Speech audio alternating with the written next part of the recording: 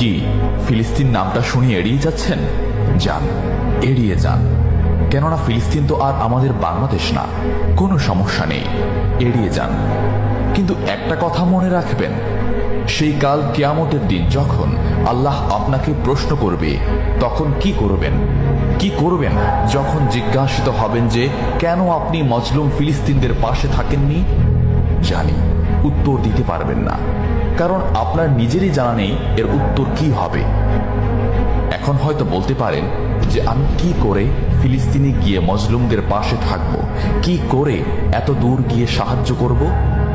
হ্যাঁ, এইরকম প্রশ্ন যদি আপনার মনে উদয় হয়ে থাকে, তাহলে অবশ্যই আপনার মনে অলসতা আর বজ্রে ভরা।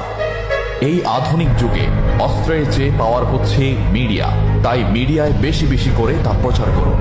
হ্যাশট্যাগের মাধ্যমে প্রতিবাদ করুন। এই ক্ষুদ্র প্রতিবাদ একদিন অনেক বড় প্রতিবাদ হয়ে দাঁড়াবে।